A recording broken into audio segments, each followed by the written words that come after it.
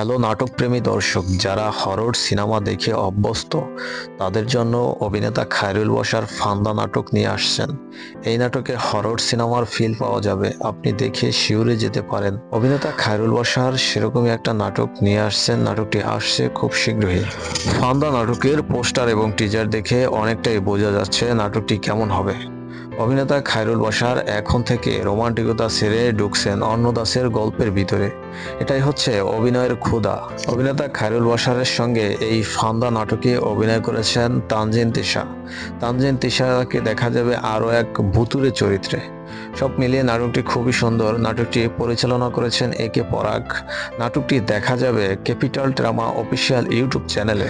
নাটকের মূল প্লটটা হচ্ছে ভুতুড়ে কাহিনী নিয়ে। এখানে অভিনেতা খায়রুল বশারকে দেখা যাবে জেলে চরিত্রে খলিল নামে এবং অভিনেত্রী তানজিন তিশাকে দেখা যাবে অদৃশ্য চরিত্রে ডাকাত বাড়ির মেয়ে।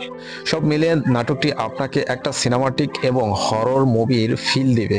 নাটকটি কবে আসবে তা এখনো অফিসিয়ালি ভাবে জানানো হয়নি, তবে শীঘ্রই আসবে বলে জানিয়েছেন নাটকের প্রযোজক। প্রিয় দর্শক, লক্ষ্য করলে দেখবেন এই চ্যানেলে শুধুমাত্র বাংলা নাটকের আপডেট প্রচার করা হয়। আপনি যদি বাংলা নাটকের একজন দর্শক হয়ে থাকেন, অবশ্যই এই চ্যানেলটি শুধুমাত্র আপনার জন্য।